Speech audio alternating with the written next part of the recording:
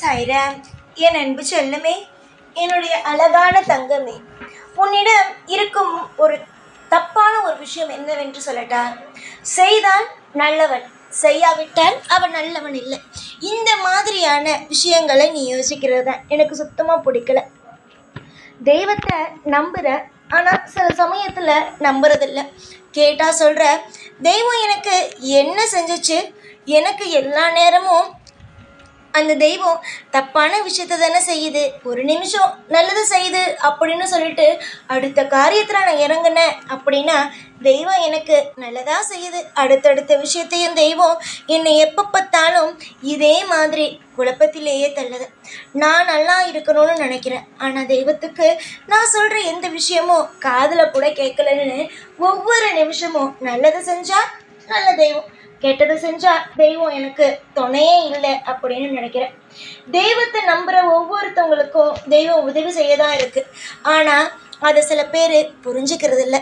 ஒரு நிமிஷம் சில சமயம் என்கிட்ட நீ பேசும்போது சாயி உன்னை புரிஞ்சிக்கவே முடியல. எந்த நிமிஷம் எனக்கு நீ நல்லது செய்வ, எந்த நிமிஷம் நீ எனக்கு கெட்டது செய்வ அப்படிங்கிறது புரிஞ்சுக்கவும் முடியல.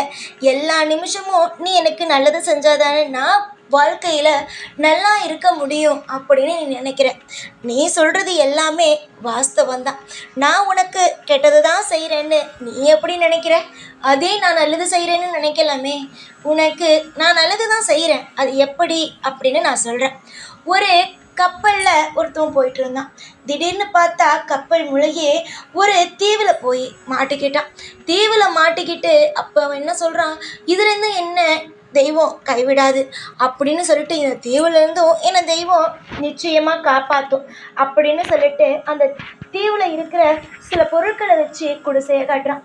குடிசையை கட்டி ஒரு நாள் 2 நாள் அங்கே தூங்குறான். 3ஆவது நாள் பார்த்தா குடிசை வந்து எரிய ஆரம்பிக்குது. அப்போ அவனுக்கு தோணுது, எனக்கு தெய்வமே துணை இல்லை, தெய்வம் இதுலையாவது என்னை வாழ வைக்கும் அப்படின்னு நினச்சேன். ஆனால் தெய்வம் என்ன இதுலேயுமே வாழ வைக்கலை. எல்லா விஷயத்துலையும் என்னை தெய்வம் கைவிட்டுட்டு அப்படின்னு சொல்லி அந்த தெய்வத்தை திட்டிட்டு அவன் பாட்டுக்கே இருக்கான். அவன் அப்படியே இந்த குழப்பத்திலேயே யோசித்து அழுது அங்கேயே வந்து மயக்கம் போட்டு விழுந்துடுறான். மயக்கம் போட்டு விழுந்ததுக்கு அப்புறமேட்டுக்கு என்ன நடக்குது அப்படின்னா, திடீர்னு அவன் கண் முழிச்சு பார்க்கும்போது அவன் ஒரு போட், ஒரு மிகப்பெரிய ஒரு கப்பலில் இருக்கான். என்னடா இது இவ்வளோ பெரிய கப்பலில் இருக்கும், நம்ம வந்து குடிசை எரிஞ்சிட்டு அப்படின்னு சொல்லிட்டு ஓரமாக தானே வந்து மயங்கி விழுந்திருந்தோம், எப்படி நம்ம திடீர்னு இவ்வளோ பெரிய கப்பலில் இருக்கும் அப்படின்னு அவன் யோசிக்கிறான். அப்போ தான் வந்துட்டு அங்கே இருக்கவங்க சொல்கிறாங்க, நீ அங்கே ஏதோ ஒரு எரியுது அதை பார்த்துட்டு தான் நாங்கள் வந்தோம் அப்படின்னு.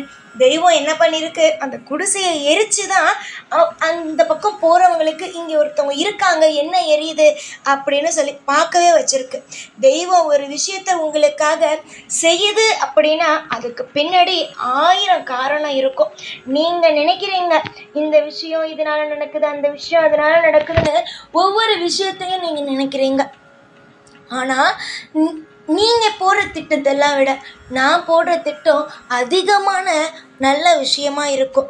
ஆரம்பத்தில் உன்னால் புரிஞ்சிக்க முடியாது தான், ஆனால் போக போக தெய்வம் போடுற திட்டத்தை உன்னால் புரிஞ்சிக்க முடியும்.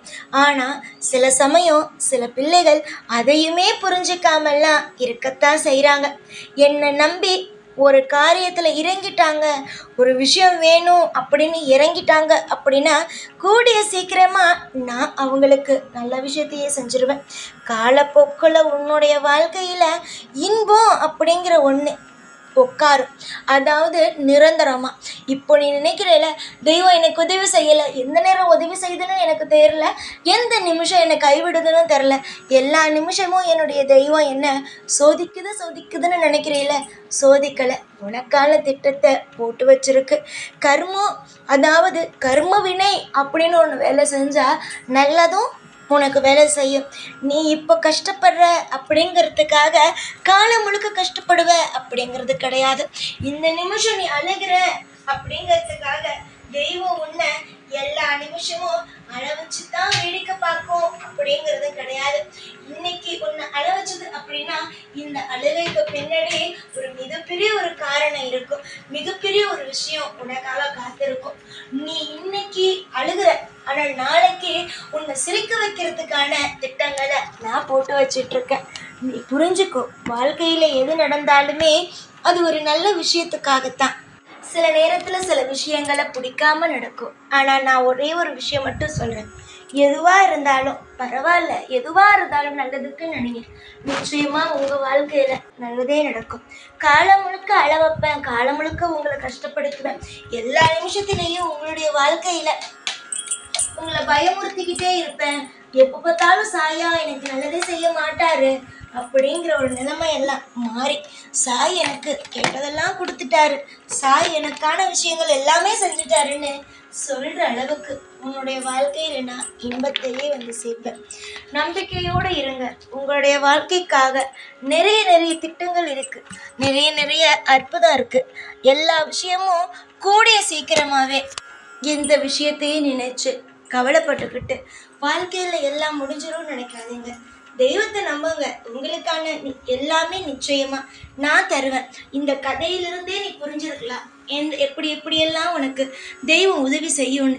இங்கு நிறைய பேர் தெய்வத்தை நம்பாம இருக்காங்க, ஆனா அவங்களுக்கும் தெய்வம் நல்லது தானே செஞ்சிட்டு இருக்கு.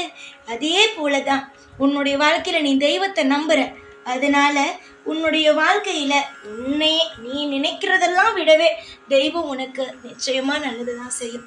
காலம் முழுக்க உன்னுடைய கண்ணீரை துடைப்பதற்கு என்னுடைய கைகள் வரும், உன்னுடைய ஆசைகளை நடத்துவதற்கு என் கால்கள் வரும்.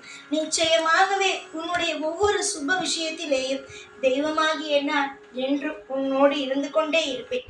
சகல ஐஸ்வர்யங்களோடு நீ வாழ்வாய் என்று மனமானது திருப்தியோடு உன்னை ஆசீர்வாதம் செய்கிறேன். என்னுடைய பிள்ளைக்கு நல்லதுதான் நடக்கும். இது யாராலும் எப்பொழுதும் எந்த ஒரு விஷயத்திலேயும் தட்டி பறிக்கவே முடியாது. என்னுடைய பிள்ளைக்கு நல்லது கெட்டது எல்லாமே தெரியும். என்னுடைய பிள்ளைக்கு வேறு யாரும் எதுவும் சொல்லிக் கொடுக்க வேண்டும் என்ற அவசியம் அல்ல. என்னுடைய பிள்ளையே எல்லா விஷயத்திலேயும் அற்புதமானவர். எல்லா விஷயத்தையும் என்னுடைய பிள்ளைக்கு மற்றவர்கள் சொல்லித்தர வேண்டும் என்பது கிடையாது. ஏனென்றால் அத்தனை அடிகளையும் மற்றவர்கள் இவளுக்கு கொடுத்திருக்கிறார்கள். புரிந்ததா நான் என்னென்ன சொல்கிறேன் என்று? இனிமேல் நீ எதையும் கத்துக்க போவதல்ல, எல்லா விஷயமும் ஏற்கனவே நீ கத்துக்கிட்டாய். அதுவும் மற்றவர்களாலே. உன்னுடைய இன்பங்களானது கூடிய விரைவில் வரும். உன்னுடைய வாழ்வில் துன்பங்களானது உன்னை விட்டு போகும் என்று இந்த நேரத்தில் சத்தியம் செய்து தருகிறேன். நம்பி ஒவ்வொரு விஷயத்தையும் செய்யுங்கள். உங்களுடைய வாழ்க்கையில் நீங்கள் எதையெல்லாம் நம்புகிறீர்களோ, எந்த ஒரு விஷயமெல்லாம் தெய்வம் எனக்கு நல்லதுதான் செய்யும் என்று நினைத்த தெய்வத்தின் மீது முழு நம்பிக்கையோடு நீங்கள் இறங்குகிறீர்களோ, அந்த விஷயம் எல்லாமே நிச்சயமாகவே நல்லதே நடக்கும். காலம் உனக்கு நிச்சயமாகவே துணை இருக்கிறது. எல்லா நாளும் எப்பொழுதும் உன் கூடவே இருந்து உன்னை ஒவ்வொரு நிமிஷமும் அற்புதமாகவும் அதிசயமாகவும் வாழ வைப்பேன். இந்த சாய்நான். ஓம் சாய்ராம்.